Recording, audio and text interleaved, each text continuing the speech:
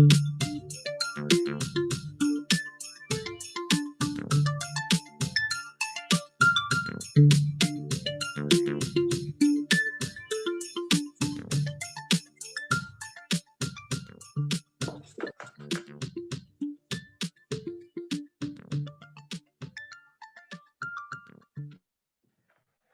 afternoon, and welcome everyone to this fourth Fly AI webinar.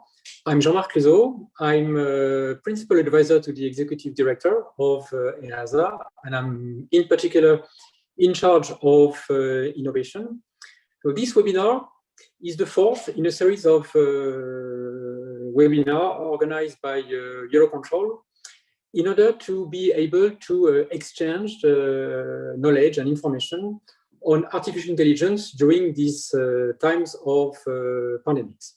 So I will be very happy to moderate this panel that will focus this time on the work done by EASA on artificial intelligence. And in particular, it will focus on the guidance that EASA published very recently on artificial intelligence trustworthiness. You are probably aware that the agency published about 1 year ago a roadmap on artificial intelligence, and the purpose of this roadmap is to prepare the agency for the certification of artificial intelligence, namely machine learning, on critical systems by 2025. So this roadmap is about the road that will lead us to the certification of safety critical system using artificial intelligence in aviation. So this roadmap forces a number of deliverables. The first deliverable that has been published for consultation just last week is the first usable guidance on the use of machine learning for level 1 artificial intelligence, and this will be further explained during the webinar. So who are our panelists today, and what will they discuss? We will start with a presentation by Guillaume Soudin, software senior expert, and François Triboulet, ATM ANS expert, and both of them working for EASA, and they are, I would say, the brains of this guidance that we published last week. So this will be the theoretical part of the webinar. They will be highlighting the main elements and the timelines of the artificial intelligence roadmap, and then they will provide you the key elements of the trustworthiness guidance that was published last week. Then, after this presentation, where we'll try to go relatively in depth into the key element of this guidance, we will look at the practical side of it, the implementation of the guidance, and there will be 3 use cases that will be explained to you. The first use case will be presented by Benjamin Cramet from EUROCONTROL. He's the network manager, lab manager, and there will be an explanation of use case on the optimization of the climb and descent. For the second use case, we will go back to Guillaume, who will explain us what has been done in the framework of the partnership with a startup on artificial intelligence, and it's a work that focuses on visual landing aids. And then there will be a third presentation that will be given jointly by Juan Ignacio del Valle, who is a project officer at the European Defense Agency, and Eugenio Sillero Herrero, who is project manager at JMV. And their use case is a use case on the autonomous flight termination for big drones. So that will be for the 3 use cases. And we will conclude the round of presentations with Beatrice Pesquet-Popescu. She is the Research and Innovation Director at Thales, and Beatrice will report on the progress made in standardization activities. I think that the work being done by standardization bodies on artificial intelligence is very important work, and it's I think it's interesting for us to know what's being done in this respect. So I think that we have a very exciting program ahead of us, and this section is not limited to presentations. There will be an interactive part on this session. You will have the possibility, the opportunity to give, to provide your questions during the presentations. To do this, you will have to use the Q&A button that you can see on your Zoom screen. So ask your questions anytime, and then we'll manage to deal with it and to distribute the questions to the panelists after the round of presentations. There is a chat box as well. Use the chat box to report any problem, any issue that you have, and our team will try to solve your issue and respond to your question. Don't use the chat box to ask questions to the panelists. For the panelists, it's the Q&A button. One last thing about this webinar today. It's a live webinar, so it's live on YouTube and LinkedIn, but also it is recorded, and it will be available on replay, and the link will be provided on the webinar webpage. I wish you all a very fruitful webinar, and now I'm happy to give the floor to our first panelists, Guillaume and François.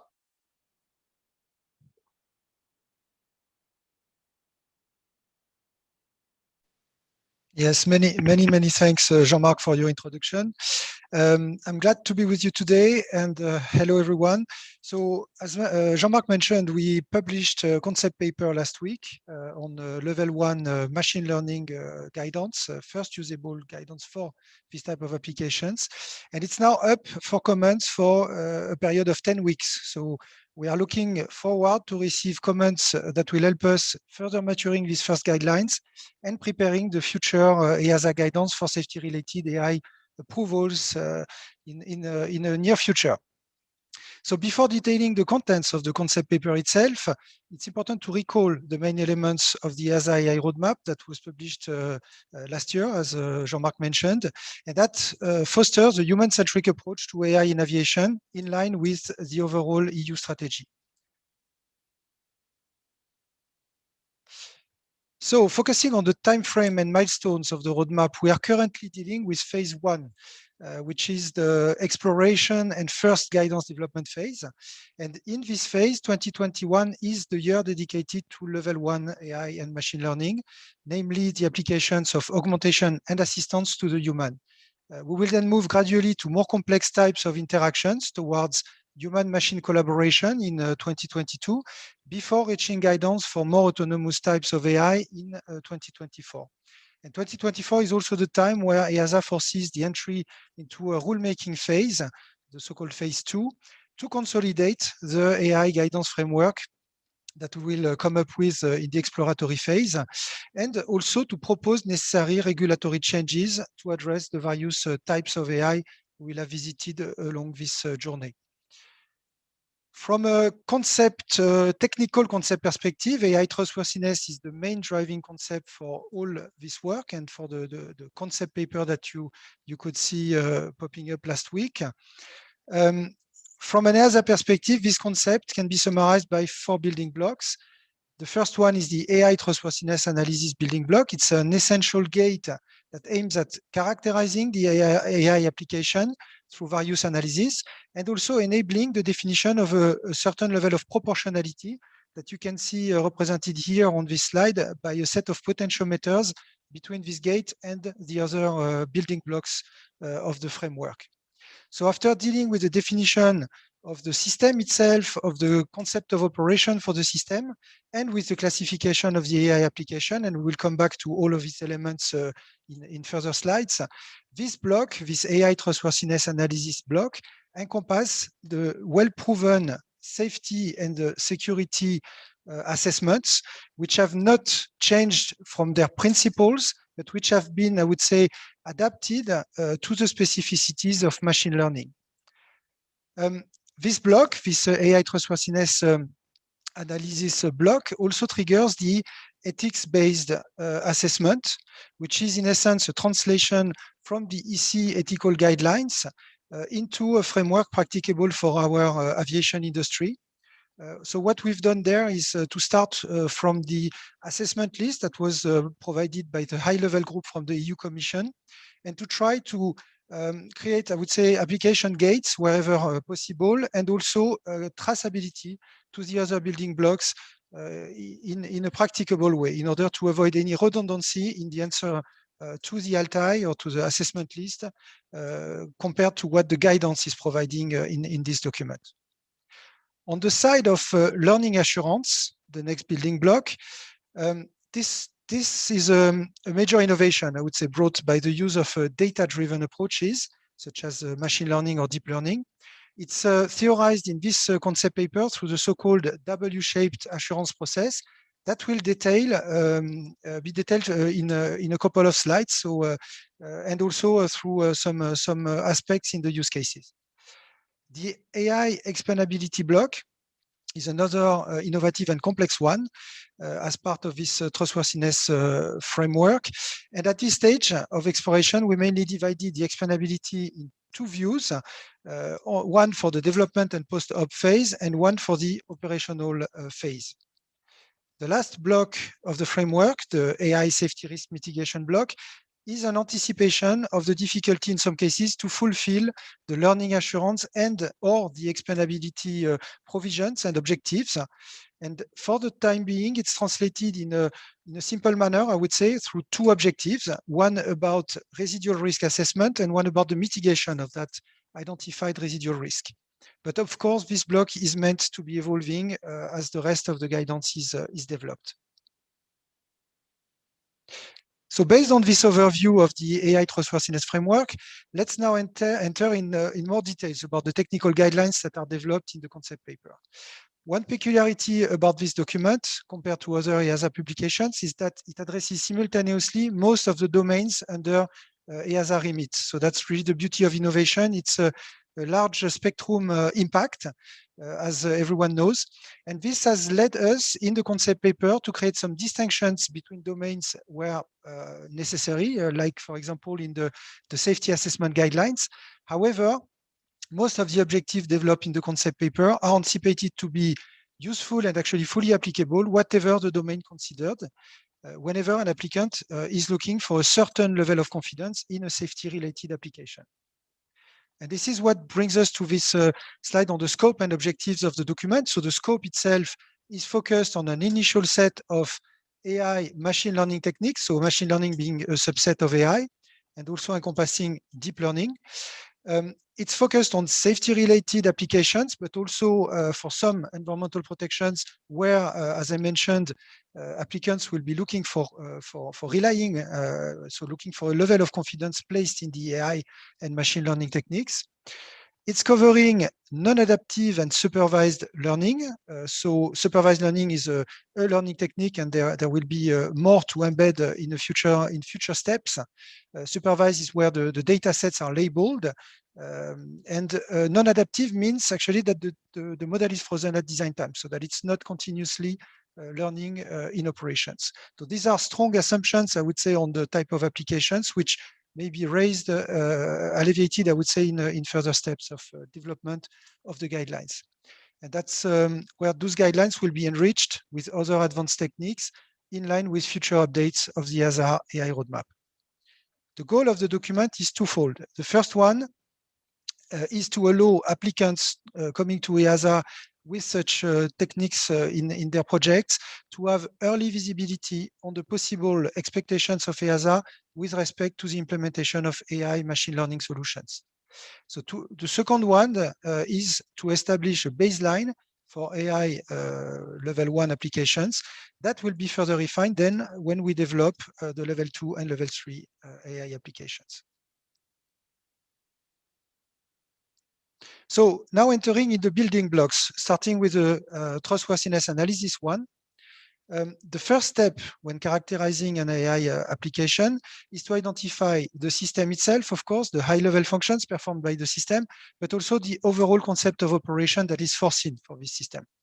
This step consists mainly in identifying the potential operational scenarios in which a system will be involved with the human-centric analysis of all potential end users that may interact with this system, with their roles, with their competencies, responsibilities, and the level of authorities, etc. From this step, we can then define what you can see on the right-hand side here, an operational design domain, which is a set of operating parameters together with a range for which the system is designed to work. The ODD is thus an essential driver for the specification of the data that need to be collected, and it reflects actually the set of operational scenarios that were defined in the ConOps. So there is a high interaction between those two steps. Coming now to the classification of the AI type, as you can remember, in the EASA AI Roadmap, there was already 3 levels proposed, as I also recalled in the timeline of the roadmap, level 1, 2, and 3. And for level 1 and 3, they are further refined in sub-levels A and B to account for distinct cases that we can encounter in those levels.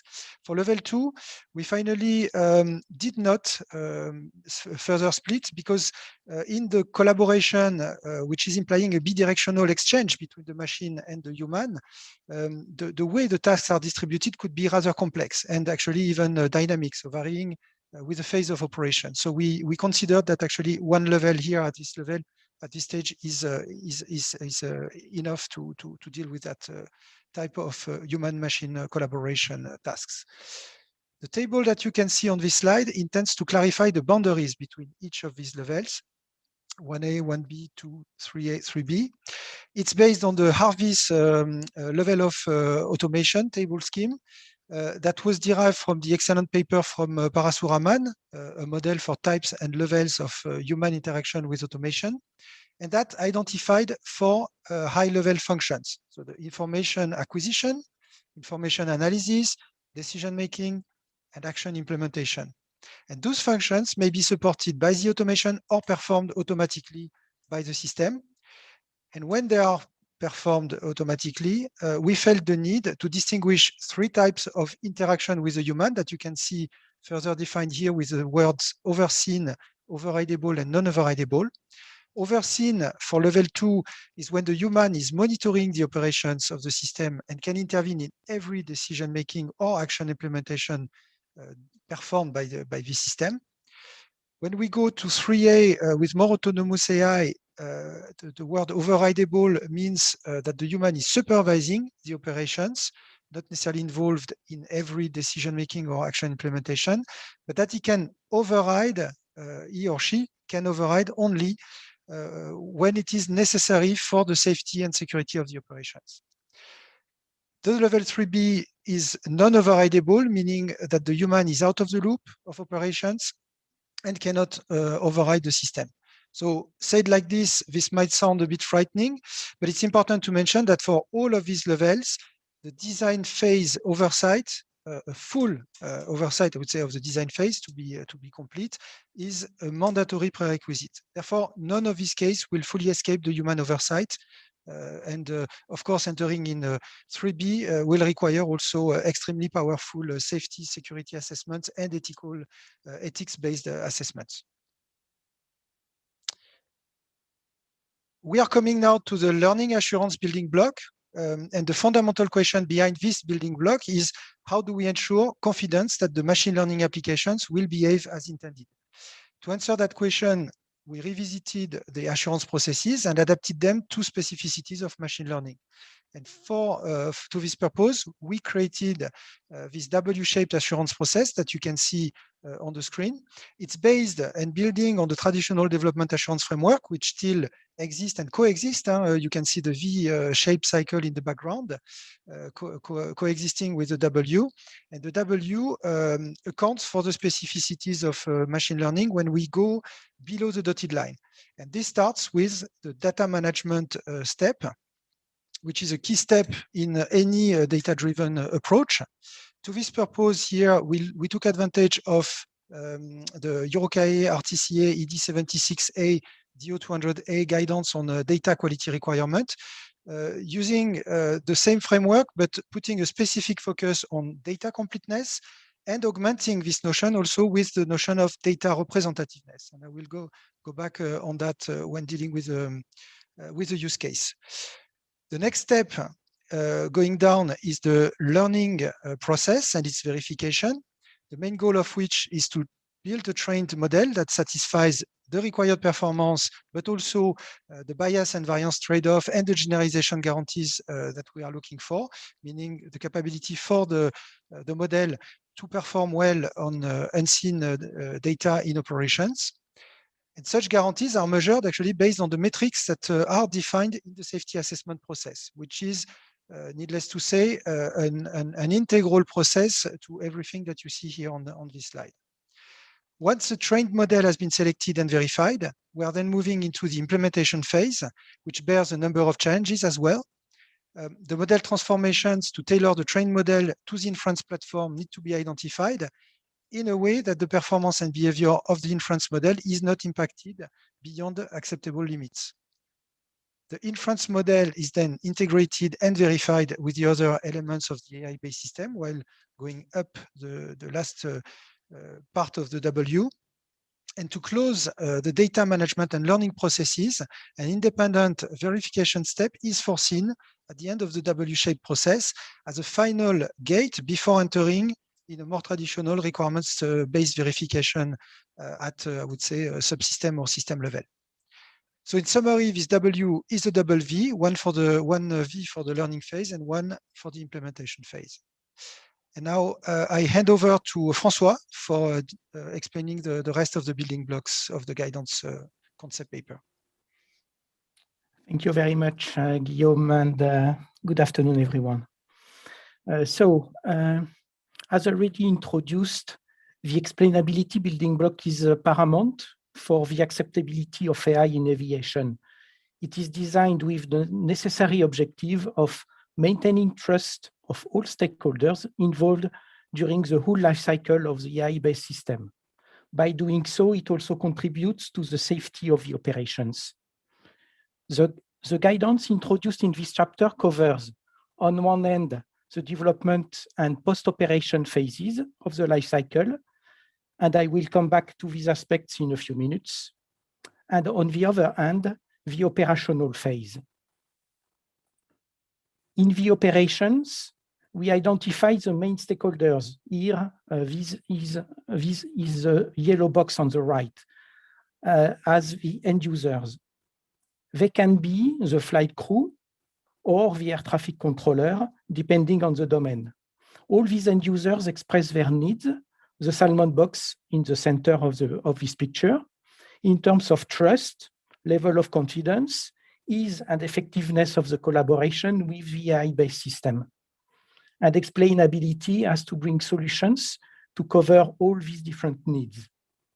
In this respect, the light blue box at the bottom of the diagram represents several contributors which have already been identified. Human factors.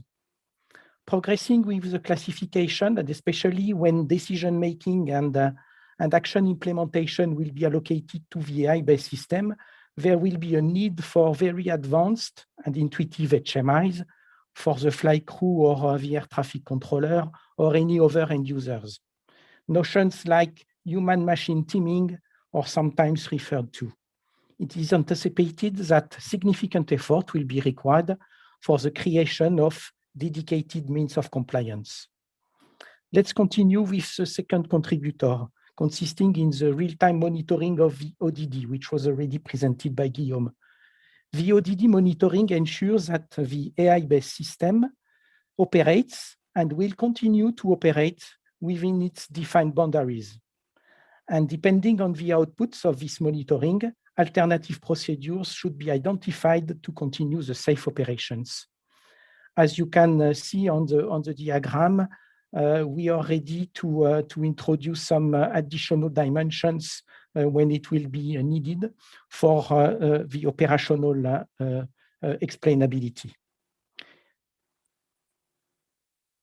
While the previous slide was focusing on the explainability during the operations, there are some other phases of the life cycle where explainability remains at stake. These are the development or design cycle, as well as the post-operations phase of the AI-based system.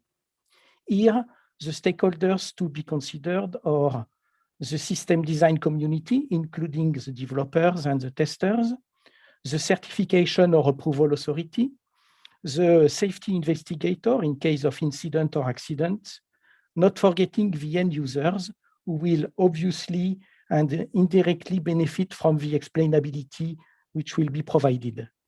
During these phases, many different needs have been captured, like transparency, interpretation of the outputs of the AI-based system, or explanations to be provided during an incident or accident investigation. And it is quite clear at this stage that these needs will depend also on the safety criticality of the system embedding an AI-based system. Looking at explainability of the ML item, obviously the learning assurance, which was presented earlier by Guillaume, will play a very important role.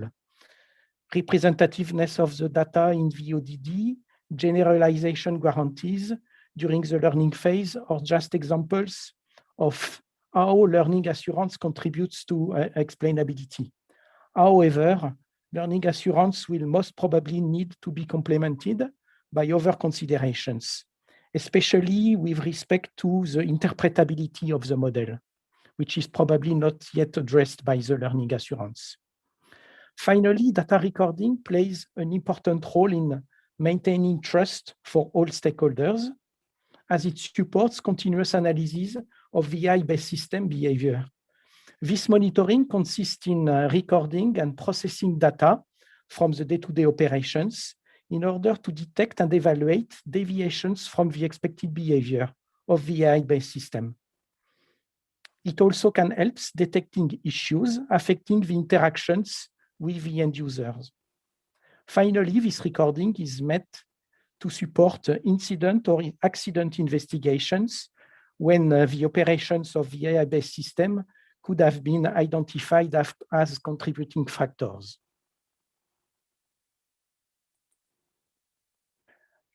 I hope that you now got an overall view of the AI Trustworthiness Guidance. Just as a reminder, but it was already mentioned at several occasions. So the concept paper was published last week. It is open for a public consultation of 10 weeks, and the closure will be on the 30th of June this year. And we are welcoming all your feedbacks and suggestions in order to mature this concept paper. Before moving to the use case, I propose that we now take just a few minutes to show how far the implementation of this EASA AI Roadmap has brought us in partnering with many actors in the aviation. Let's start with research. If some AI or machine learning techniques can be considered as relatively mature, like in the area of supervised learning, research activities continue in many domains of AI: reinforcement learning, self-supervised learning, adversarial learning, or just examples of this research. And there is one axis in research that is of major importance for the certifiability of AI applications. This is the explainability that we already mentioned. And EASA has established cooperation agreements with different research groups or centers. I will just give you some examples. DIL, a French-Canadian group working on dependability and explainability of AI, or the DLR Institute in Germany. And EASA is also involved in research projects such as Wiki with DIL Avionics and Jefferson, Keys 4.0 with Airbus Defence and Space, and SafeTerm with EDE and GMV, and we will come back on that later during the use cases.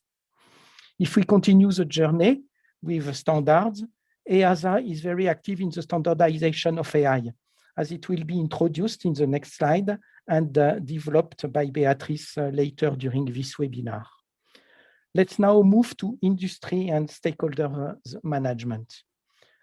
EASA has established special and focused relationships with major industry players like Airbus and Thales. In particular, such relation allow the EASA to better understand the visions, the roadmaps on these different actors. Also, EASA has put in place IPCs with other very active industry players and startups like Deadline. Last but not least, communication. EASA presents its strategy and roadmap on AI via many different channels, participating to conferences as speakers or panelists, interviews by aviation industry players. And for those who are interested, there is a video on YouTube which was delivered during the last EASA Rotorcraft and VTOL Symposium in December last year. Let's now focus on the way EASA interacts with its industry partners when it comes to exercising the guidance. This slide shows the many bidirectional interactions which aim at ensuring consistency on the deliverables between all these different stakeholders. Looking at standardization, EASA participates in all subgroups of the joint EUROCONTROL WG114 G34 working group. This allows EASA to promote important objectives which are considered essential for the future industry standard, and at the same time to get feedback and new ideas or concepts which could influence the future guidance. When developing this guidance, concrete use cases have been identified with industry partners to partially test some of the objectives. Without these use cases being considered as catalysts from different aviation domains, it would have been difficult to deliver the first version of the guidance in due time. And it is EASA's intention to continue and even extend this way of working. This concludes the first part of the webinar, and I hand it over back to you, Jean-Marc. Thank you very much, Guillaume and François. I can see that your presentation is already very popular because we have a number of questions. There are questions about where those documents will be available. So the presentations, all presentations will be available on the Fly AI website. The EASA documents are available on the EASA website, and they are very easy to find. Concerning the other questions, Guillaume and François, I would like to ask you to have a look at those questions. You will see that many of them can be answered straight away. And as we won't have the time, obviously, during the second part of the webinar to address all the questions individually, I would like to invite you to, as far as possible, answer the questions in written, knowing that the answers are also available to the audience so that anyone can benefit from the written answers. Right. So we are now going to move to the second presentation, which will be the first use case. Benjamin Cramet from EUROCONTROL will give us this presentation. So Benjamin, the floor is yours. Hello, I'm trying to share my screen, but the Zoom tells me that, voilà, maybe I can do it now. Voilà, it works. Puff, ploof, share screen, up, slideshow, voilà. So we're all set. So thank you very much. I'm very happy to be here. I am Benjamin Cramet, working at EUROCONTROL Network Manager in the innovations. And this is why I am here, because we'll be talking about new technology and deep learning. So I'm here to talk about the NM project of prediction of Climbin Descent supported by AI software. And this software is implementing deep learning technologies. So the 4D trajectory here, I'm more focusing on the business features, plays a major role in the network manager operations. So it is based on those trajectories that we actually do our work that is balancing demand against capacity.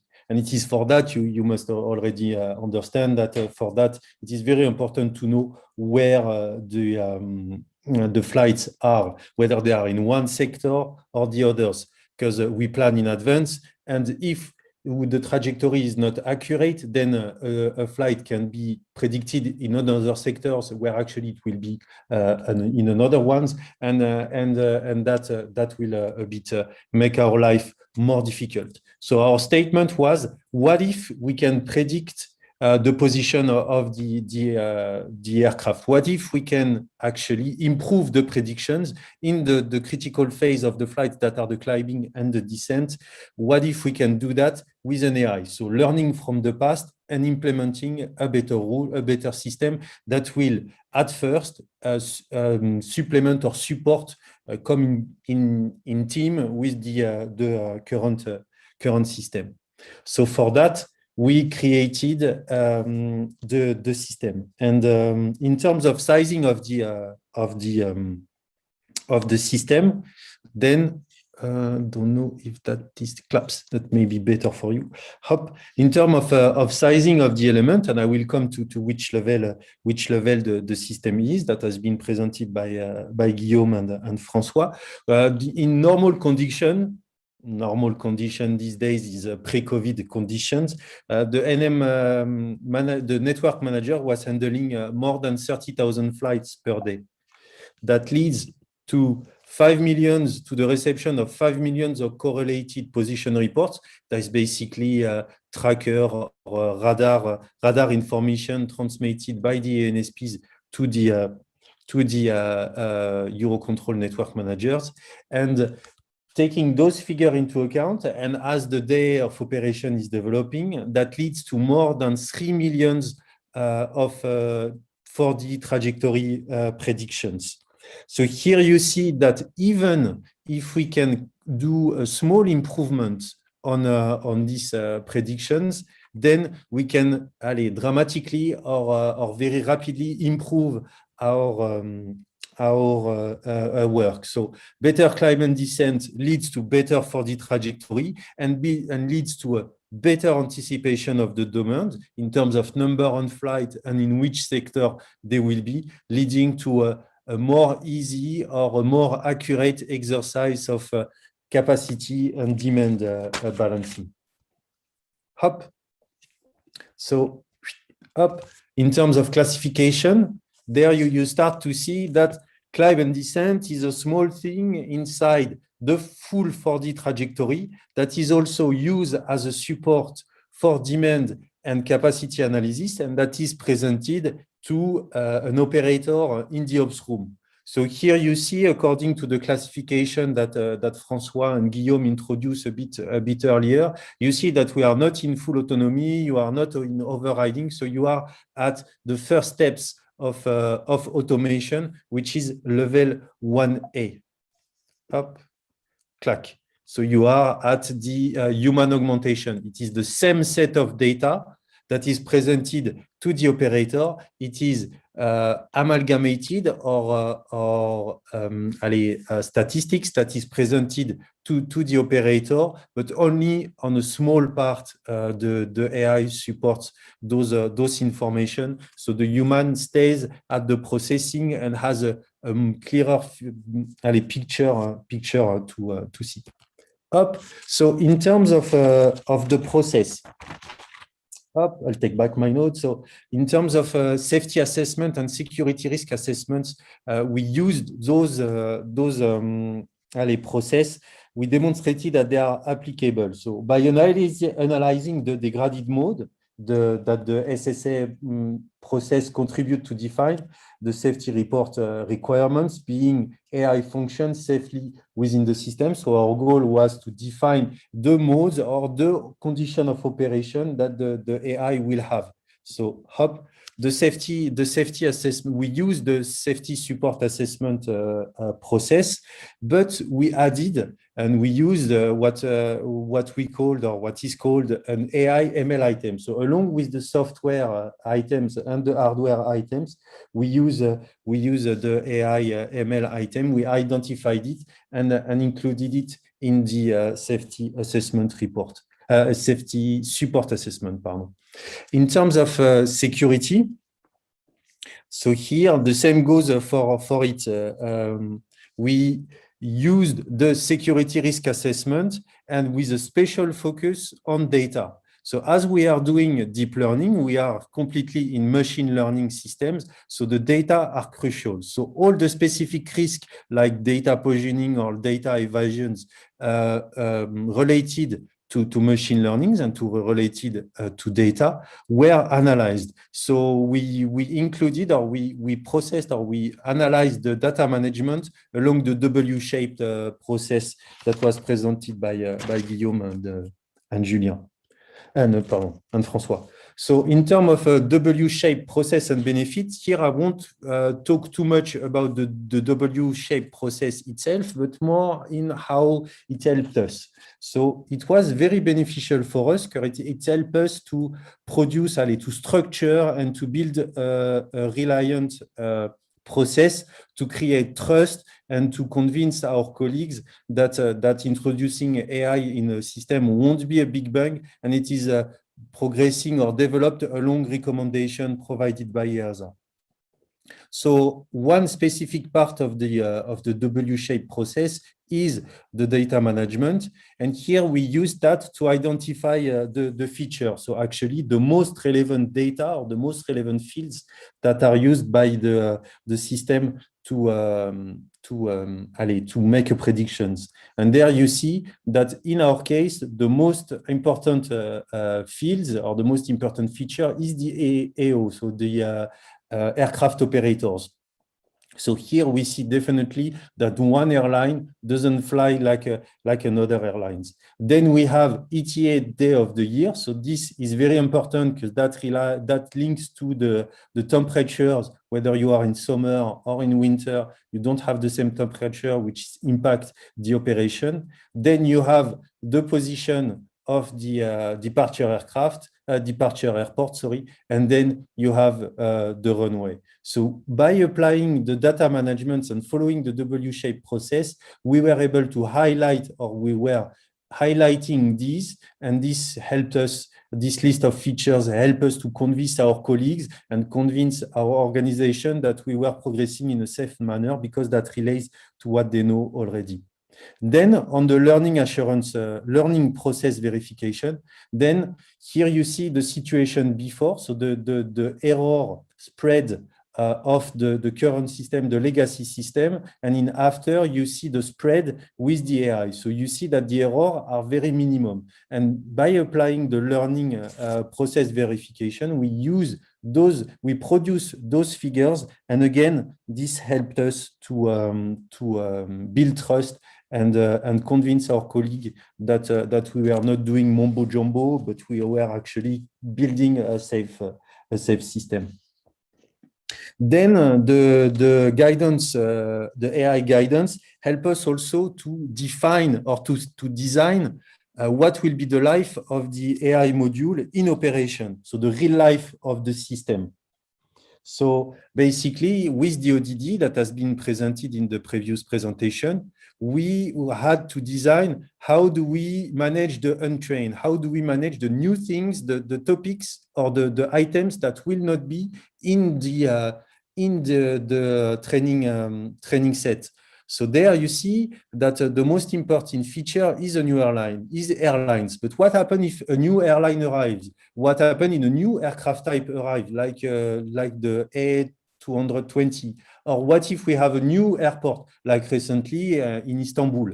So there we had to design and what will happen. And there we decided to fall back on the legacy. So fall back, use the current implementation instead of the AI and build inside the system a fail-safe features that will support the AI. So as soon as we are outside the ODD, then we fall back on the legacy system. And also the things that the ODD help us to do is also to detect and to put in place systems to capture when we need to retrain.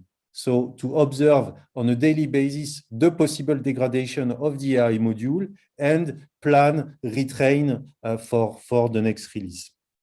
As a conclusion, I would like to list all the advantages. So there you see that following the recommendations of the EASA helped us a lot to gain robustness in the process of developing our AI system, and also building trust with our colleagues. So consolidation of the AI development process, also understands better our the system that we were developing. So it is a normal bias for a data scientist to think that the implementation of the AI algorithm is a black box.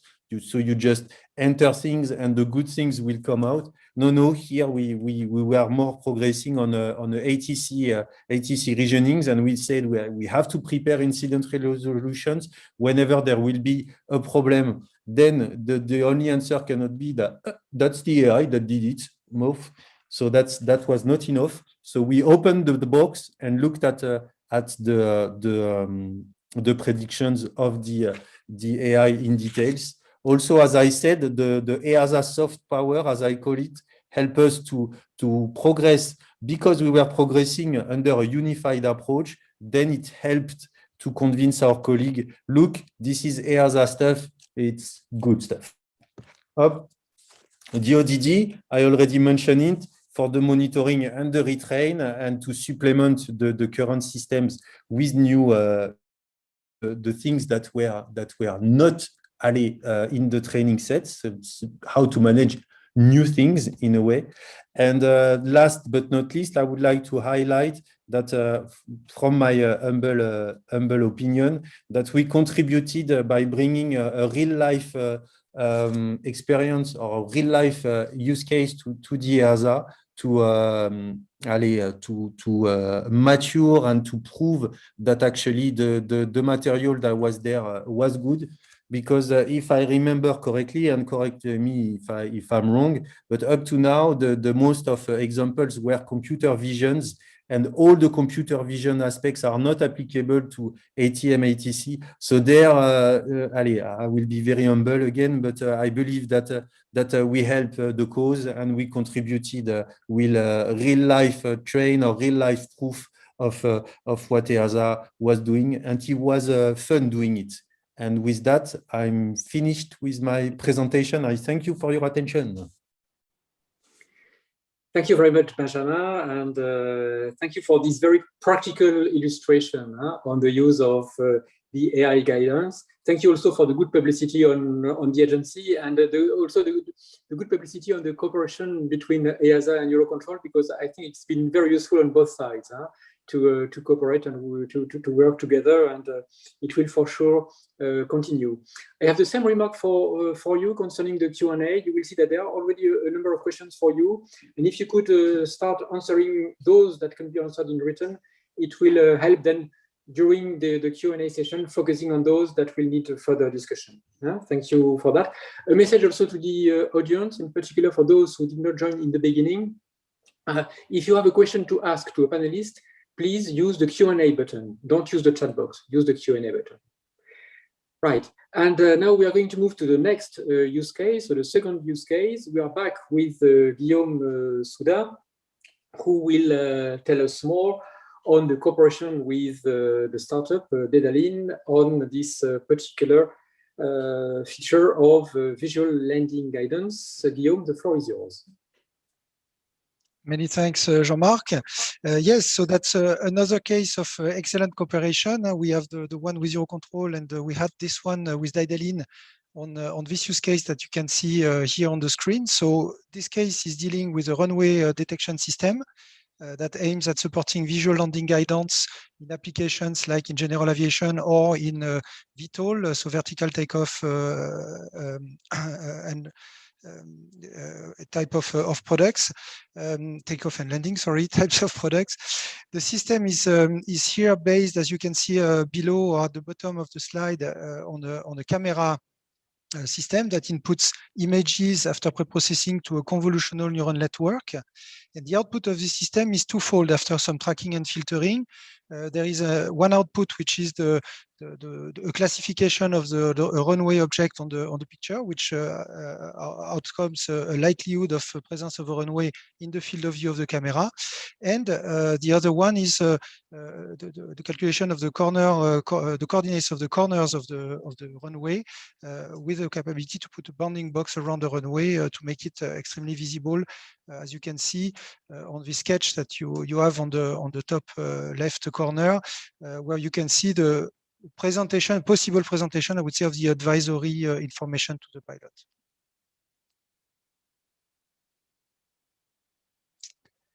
In terms of classification, our discussions together with Idalin brought us to think about a level 1A for this application. Indeed, it provides advisory information to the pilot.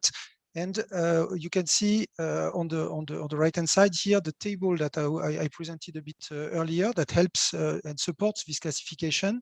So the support to information acquisition is done by the component camera plus pre-processing component, which is not AI or machine learning based. The AI comes into the game more for the support to information analysis that you can see in blue here in the blue bounding box. So the runway object classification and the bounding box are performed thanks to the convolutional neural network. The tracking filtering algorithms are more traditional software, but they are really hanging together in the same component, in the machine learning component with the rest. We are not getting any near to 1B because there is in this use case precisely, of course, the use case could be let's say expanded further, but there is here no suggestion for decision making or action selection, which fosters this 1A classification. Focusing now on the top level of the W cycle to start with in the safety and the system safety assessment level.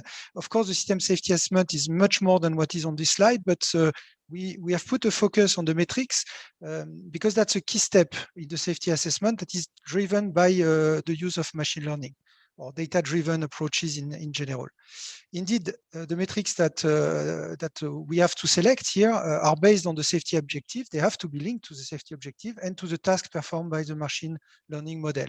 And in this precise use case, two different metrics were necessary to cover the two different tasks. You can see the binary classification at the top, which is the detection of the runway presence. And for this type of cases of binary classification, the confusion matrix is a typical choice where you assess actually the number of true positives, false negatives, false positive, true negatives. And based on that, there is a possibility to draw conclusions on the precision and recall of the trained model and therefore orienting the model selection. For the regression task, which consists in creating this bounding box around the runway, another type of metric is necessary. Obviously, we can't deal with false positive or negative. It's not a classification. So here, the intersection over union distance is chosen as a metric and gives a level of confidence on the capacity of the neural network to locate the runway with the required precision. The choice of the metrics, it's important to say, it's of course key to assess the performance of the trained model and later of the inference model, but also it's essential for other learning management steps, such as the generalization guarantees that I will talk about in a couple of slides. If we go down the W cycle and we enter now in the data management process, here also, needless to say that this slide just focuses on essential elements and not the only essential elements of the process. We chose to put the emphasis on the completeness and representativeness of data sets, which is a key objective as part of the data management process. To this purpose, the operational design domain is defined from the ConOps and from the system requirements. And then this ODD, as I could describe earlier, is then a basis for the data collection and as well an input for the assessment of the completeness of the data sets. The completeness can be evaluated with different methods. One of them consisting, as you can see on the left bottom corner, slicing the input space in hypercubes. It's an n-dimensional input space.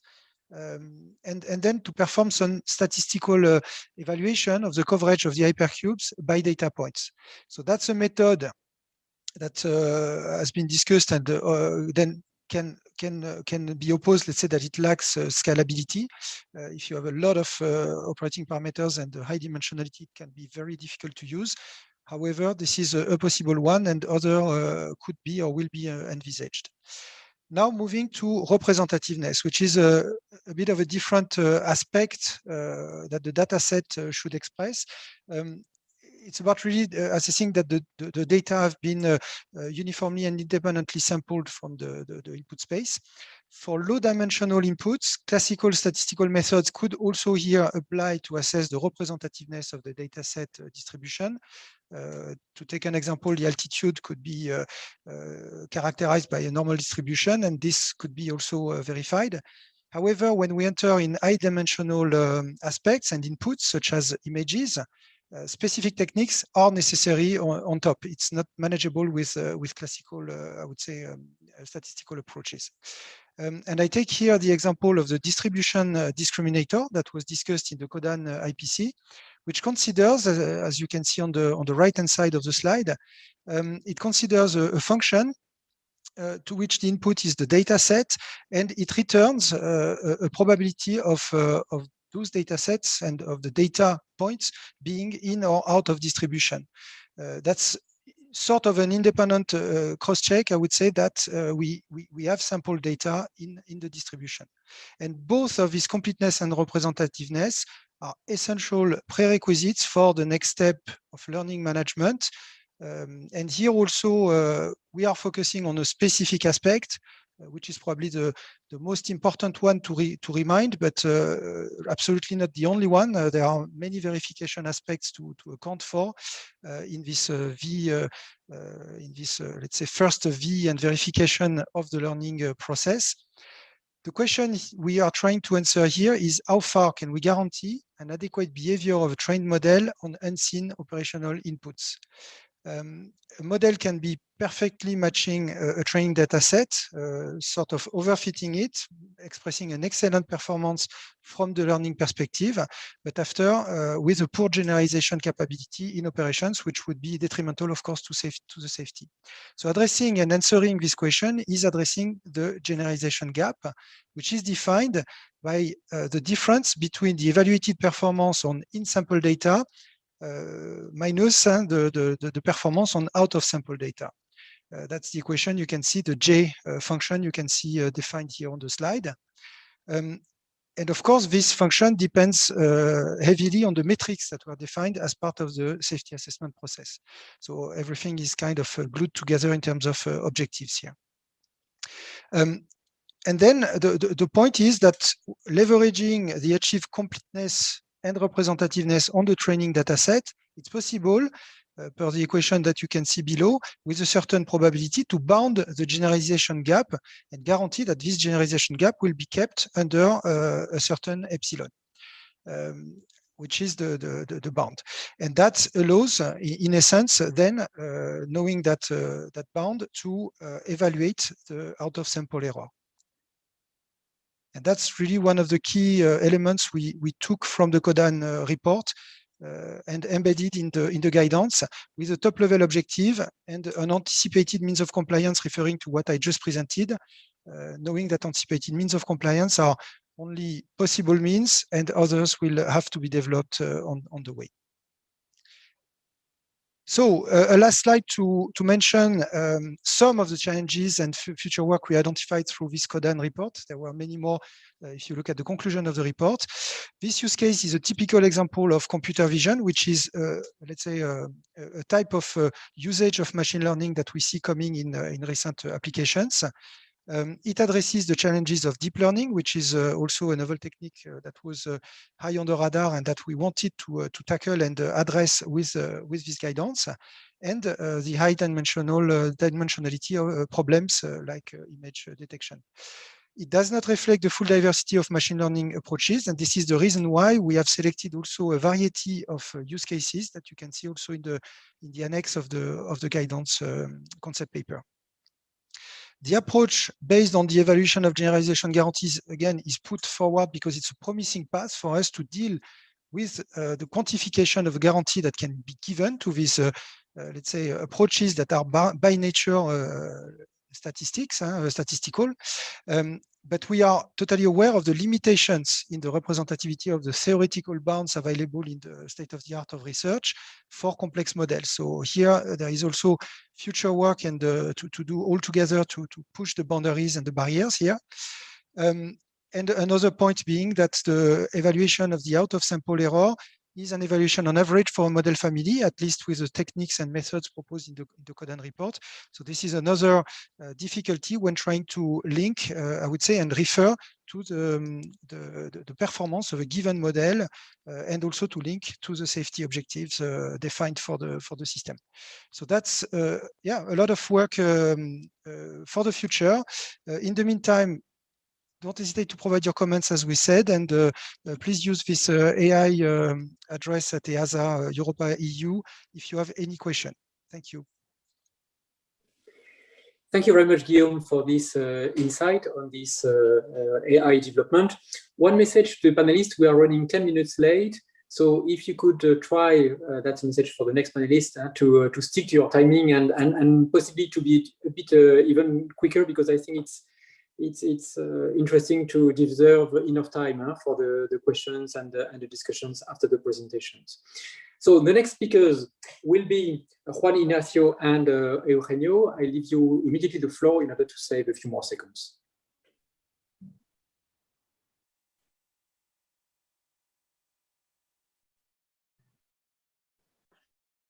So thank you very much, Jean-Marc. Well, you said we are a bit below behind schedule, so I will go directly to the point. I just wanted to say that I'm really happy to be here and contribute to this discussion and to present our use case, which is something that we have been working on in the last year, aiming at using artificial intelligence to manage ARPA's emergency situations. So for this presentation, I have gathered some slides. I will be presenting or introducing the use case. I will speak about some design choices that we have performed. I will speak a bit about the alignment with the EASA roadmap, although we've been working in parallel. And then I will pass the floor to my colleague Eugenio, who has been leading this project from the industry side, who will be speaking a bit more on the technical side, giving some details about the proof of concept, the project status, and some choices that we have done for the development, particularly addressing some parts of the certification or envisaged certification, validation, and verification activities. So directly to the use case, this is something that is a research and development project. We wanted to use artificial intelligence to enhance emergency situations in ARPAs, and we wanted to build something vertical. So from the definition to the development of a proof of concept and validation of this proof of concept. The use case that we selected is an ARPAS that is one of the kind of ARPAS that is depicted there. Is a male type ARPAS, medium altitude, long endurance, which is suffering a data link loss. In this situation, we don't have a connection with the remote pilot, so it's a human out of the loop. And normally in current operations, what this kind of system do, they follow a contingency procedure to an alternative airfield or a flight termination area. So imagine that we have another emergency, a degraded condition, emergency, for example, a power loss, that makes all predefined airfields or termination areas out of the reach of the flight range. In this case, we have flight into terrain, and the objective of our system is to minimize the damage caused by this flight into terrain. To do so, we are trying to enhance the flight termination procedure and we will use technology to perform an image recognition and classification of the different areas in the ground, selection of an alternative flight termination area so that the RPA can terminate the flight into this alternative flight termination area. Now, some design choices. I mean, we had to make a lot of design choices, and we don't have time to go for all of them. So I choose the most important one, which is the limitation of the scope of the artificial intelligence machine learning item, the functional scope of this system. In our case, our machine learning item does one thing and only one thing, which is the image recognition and classification of the area. Everything else is carried out by conventional rule-based subsystem from the RPA. This includes the triggering of the safe term if it's needed, the selection of the alternative flight termination area based on the classification that we have provided. And these different classes and the priorities of the different classes is static and it's predefined.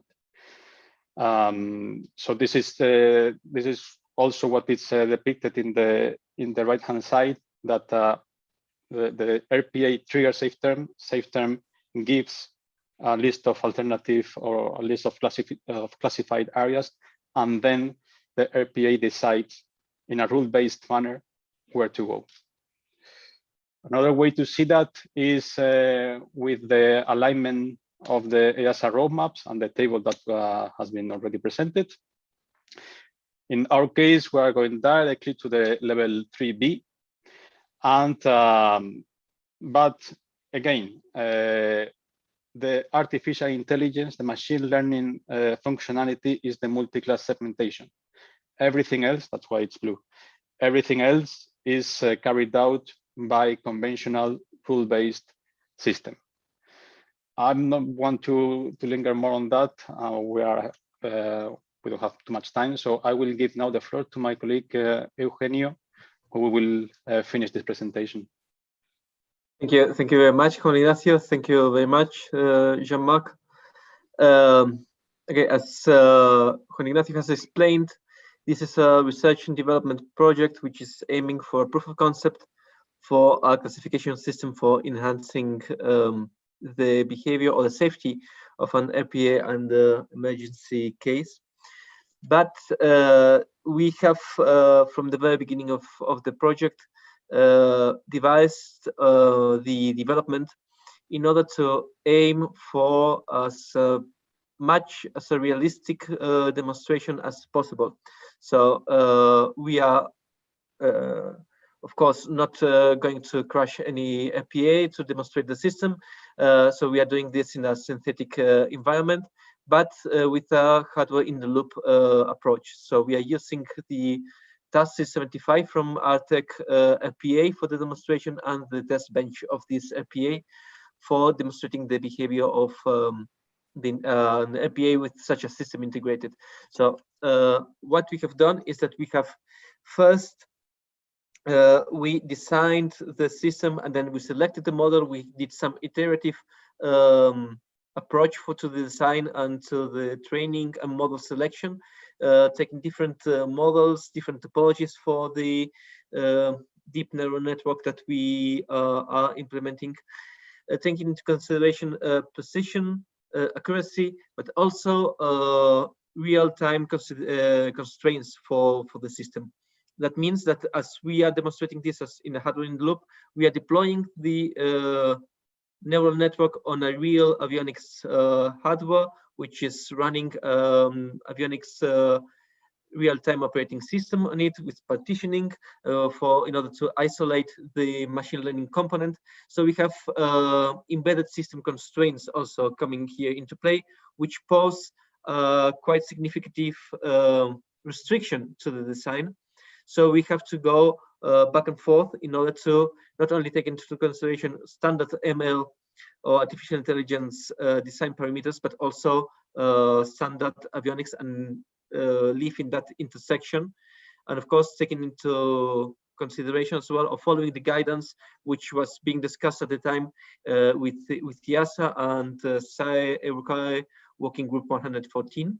So in the next slide, we have some considerations that we had to take into account for design.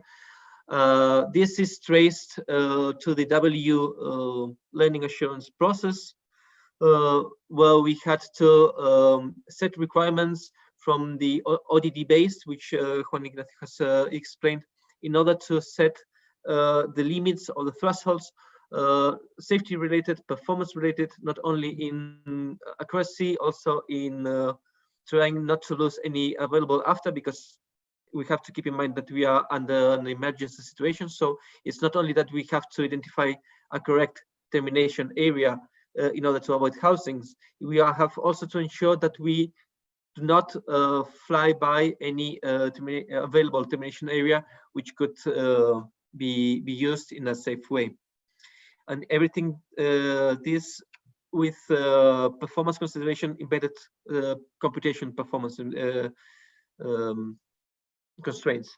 So we had to do quite significant effort in the data management and model selection and training phases or processes from the learning assurance life cycle, in order to ensure that we had sufficient quality within the data in terms of completeness, representativeness, and robustness. So we had to do a lot of work or insight into normalization and maintenance, and seeing how can we train and verify or validate the model against attacks or data which is out of what would you in a nominal situation see, because once deployed, we are not continuing with the learning process. So we cannot adapt to these new situations, and we have to do that offline.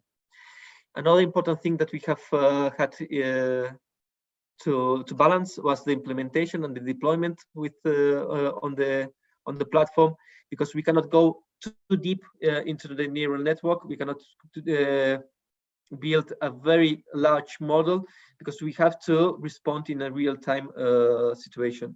And of course, we have to verify and provide evidences of the performances and robustness and execution time for this model, which is what we are doing now within the project.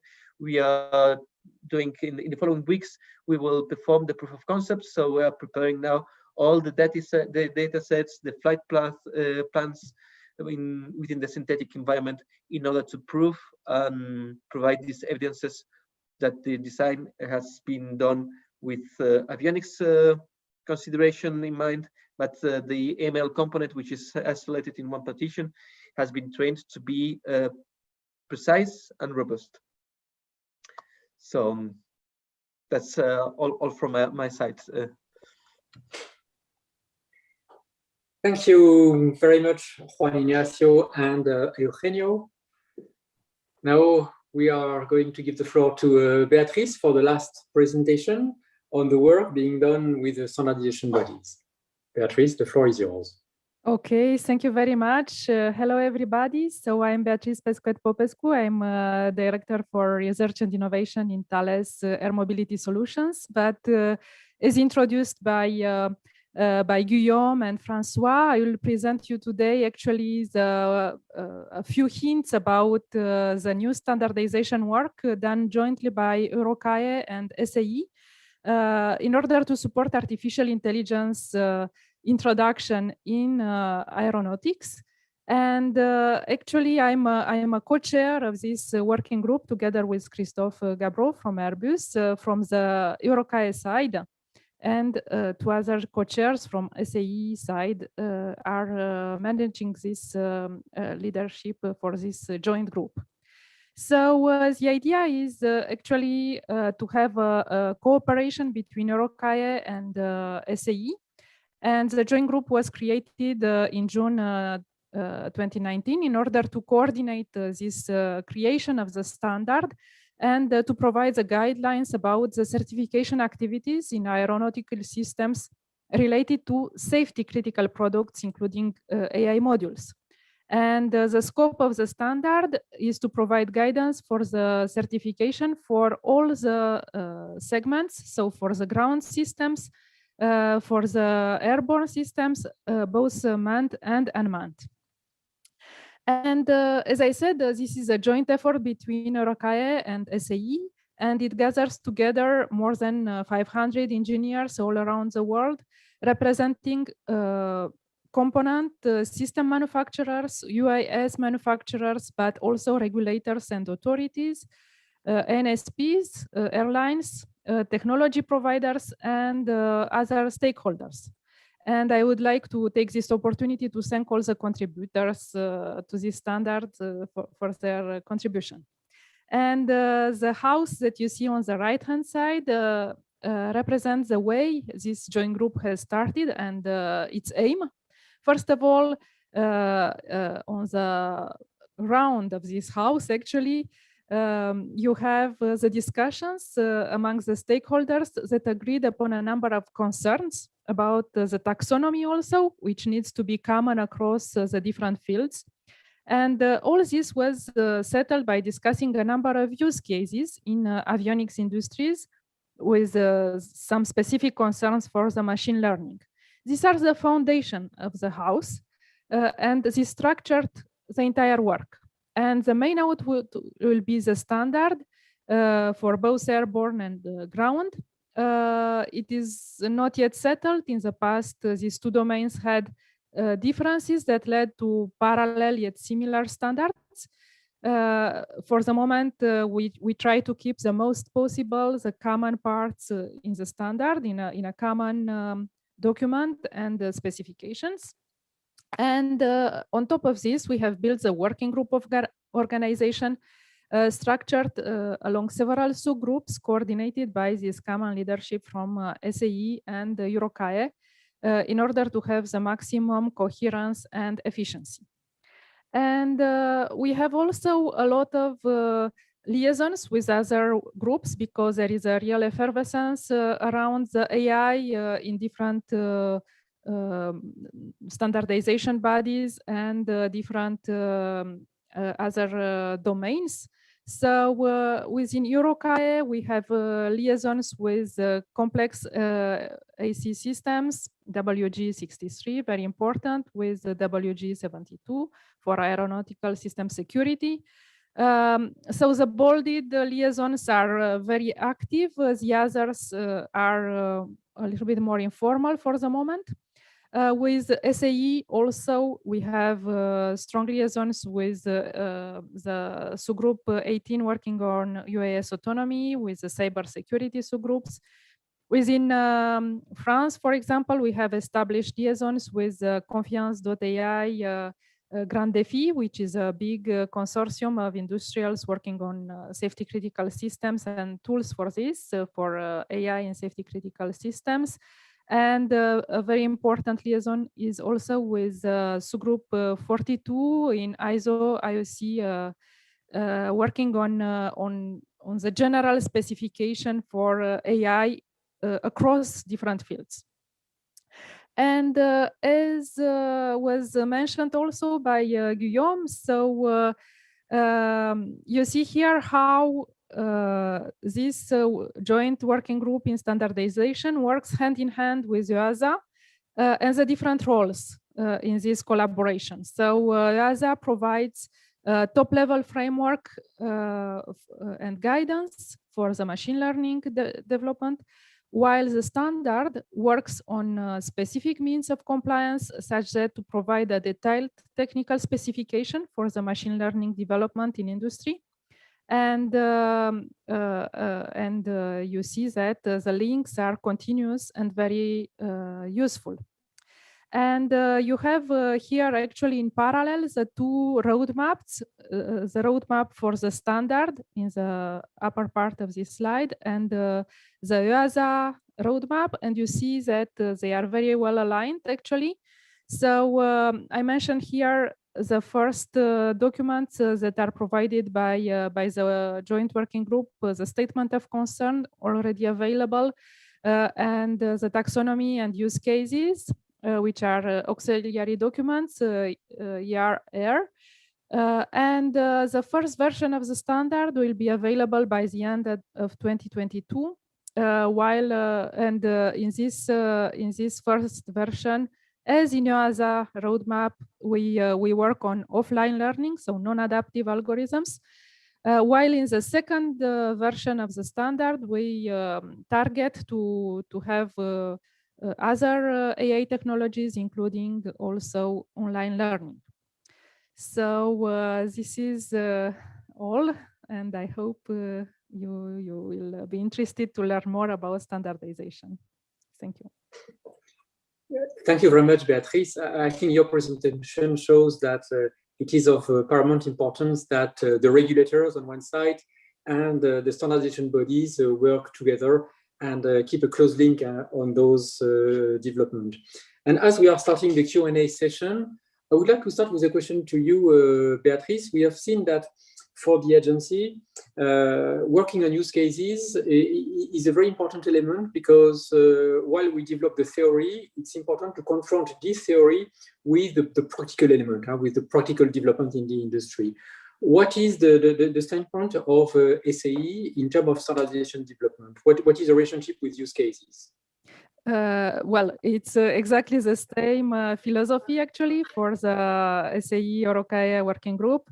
So from the beginning, we have gathered more than 50 use cases from the different stakeholders for the different domains actually.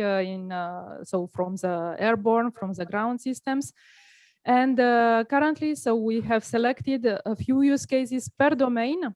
That will be passed through all the flow of the standard specifications.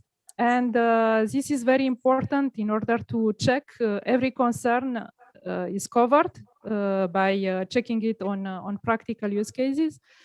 Also to see that there are no gaps on the specification. And also that the methods that we design for the validation and verification at each level in the standard are complete.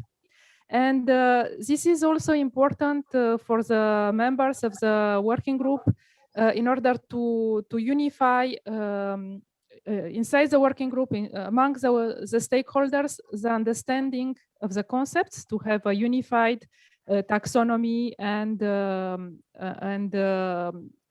understanding of the interfaces between also the existing standards and what should be new in the new standard covering the machine learning lifecycle.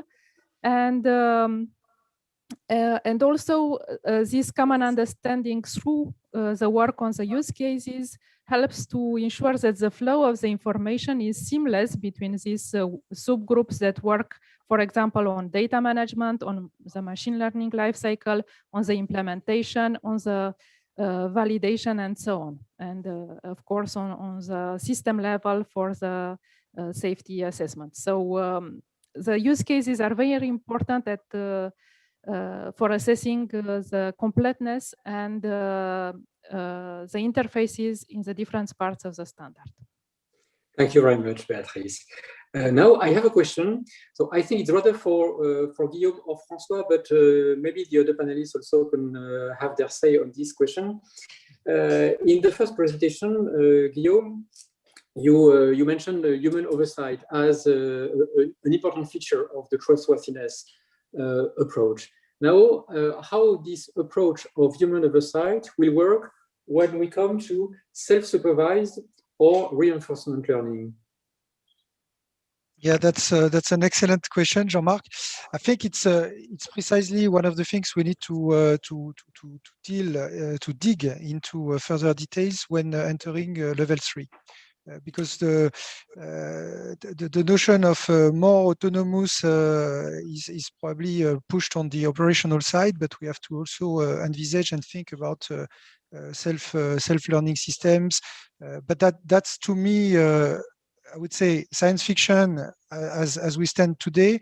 We will keep this strong prerequisite of human oversight in the design cycle would say as long as and maybe decades will go until we can do otherwise. But I think there is no door that should be slammed or closed in any of the things we are doing.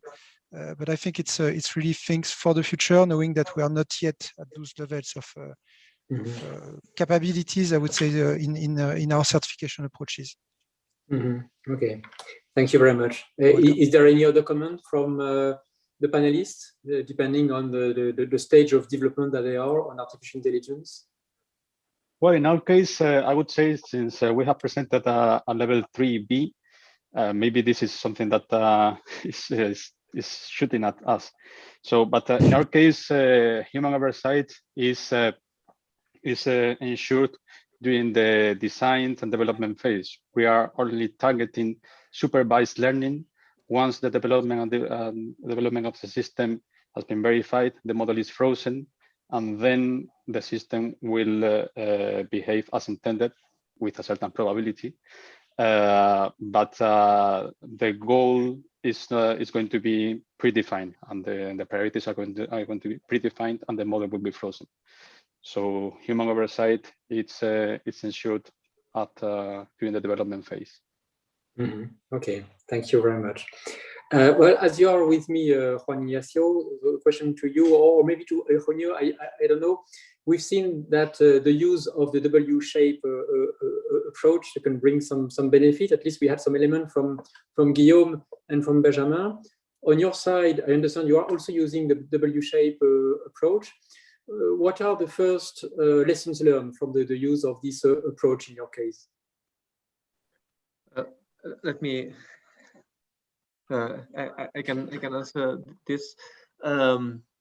What we have learned, or what we have used this W-shape process for, is in order to enhance or to identify design steps where we need to spend more time in comparison with the standard ML process. Because in the standard ML process, we would concentrate, it would be too much data centric, and not go on a strict verification on how the performances are verified in a wide deployment situation.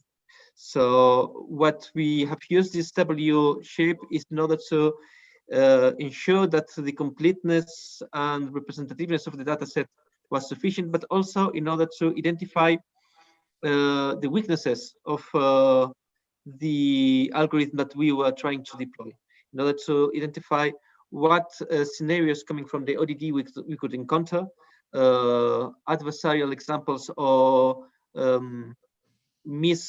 functions from the data stream that could produce confusion into our algorithm, and spend more time trying to increase robustness and to really prove and provide evidences of that this failure rate that we are trying to achieve. Thank you very much, Eugenio. I can see on the Q&A panel that there is a question that is, I think, also for you, Guillaume. That is the following: is there a cooperation between EASA and the FAA to ensure knowledge exchange, alignments, and future approvals of flying AI? Yes, surely. I would say we have a long history of harmonization together with our FAA counterparts. So obviously, this is a path we will undergo also for AI. For now, the most of the exchanges are done through the working group, WG114 and G34 that Beatrice presented.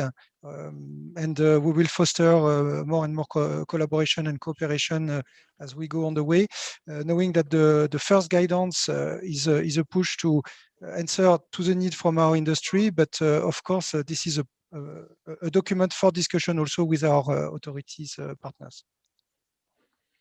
Thank you very much, Guillaume. We are reaching the initial time limit of the webinar, but let us try to maybe to extend a bit by 5-10 minutes. So I have first a questions to the panelists. If there is any panelist who needs to leave at 4:30 sharp, then please let us know, and we'll address your questions dedicated to you. And in fact, what I would like to ask the panelists anyway is that you see that on the Q&A panel, there are still a number of questions being unanswered. I would like to ask you to pick up your preferred questions and give your reply to those questions, so that I leave everyone the opportunity to respond to one or two questions. Maybe Benjamin, if I may start with you, have you identified one or two questions in the Q&A that you think would deserve some development? Yes, there was one that is interesting. It is inside the safety process. Where do you ensure that the model is not somewhere hackable, leads to abnormal behavior or unusual modify input? And this leads to the part of my presentation where we, along with the safety assessment, we do also security. So yes, according to how you will deploy your system. If for us in this example, it is embedded in our operational system, so there we are protected by the cyber security or the cyber barriers of our systems. But if you expose it via an API or if you deploy it on the cloud, etc., so you do have to analyze the cyber barriers or the cyber security risk and the mitigations that you put in place. So my answer to the question will be yes, we do it, and it is part of the process. Mm-hmm. Thank you, Benjamin. A second question, maybe, or should we ask another panelist? I'm checking, but I see that the questions are more for the others. There was one on the main features of our models, and I answered it in the chat. Mm-hmm. Yes. But it was funny to discover that actually the biggest influence on the Climbin rate is more the airlines rather than the day of the year, the temperature, or the aircraft type itself that come pretty low in the list. Just as funny anecdotes. Mm-hmm. Thank you very much. And why I'm letting the other panelists to dig into the questions to find those that I would like to answer. I have a questions again to you, Guillaume. You are my victim today.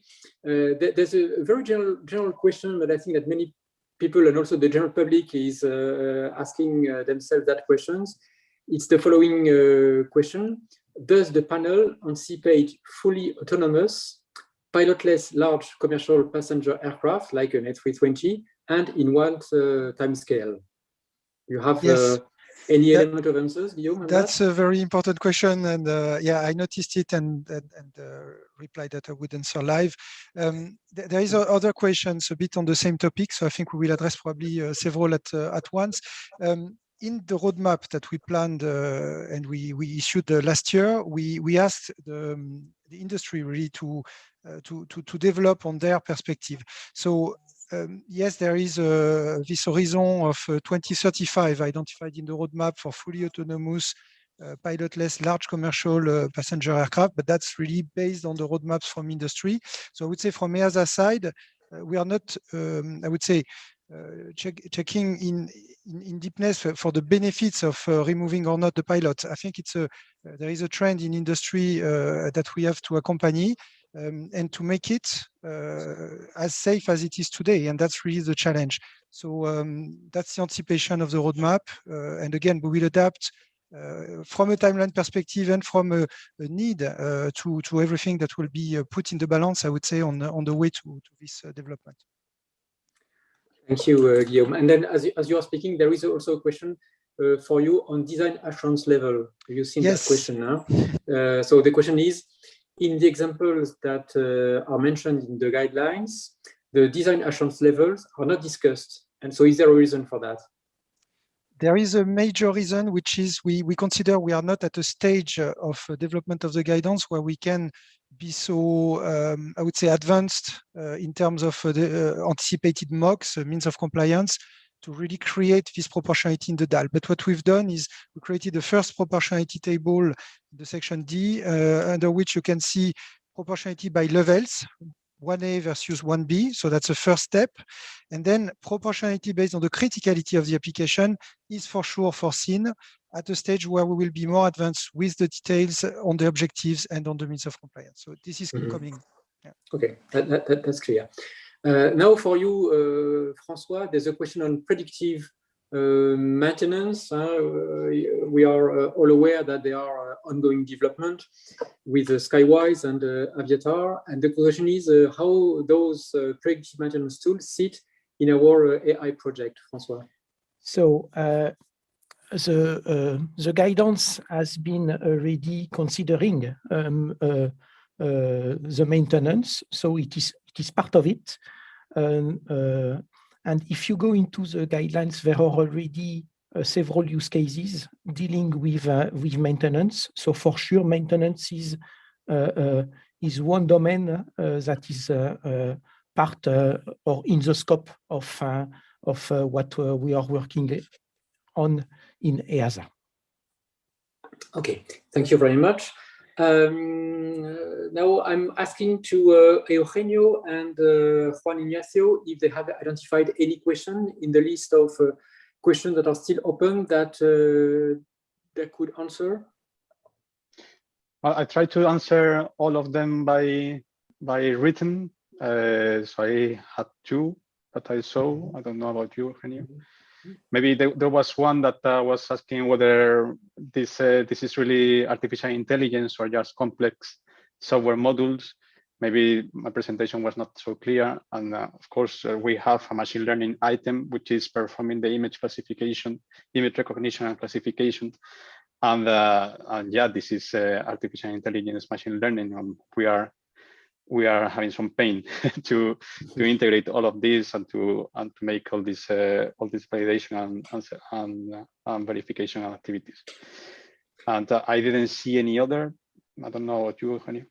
I have just answered one question about cross artificial intelligence validation or inference within the model, which is also linked to the question that Benjamin answer, or at least my answer is that we in this project we have only done a very simple proof of concept in order to see how this development would be done and produce a proof of concept that this approach for this kind of systems is sound and feasible.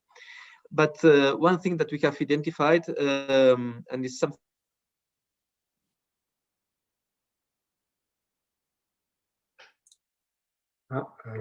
Eugenio, I think we have lost you. I think that's the same for the other colleagues.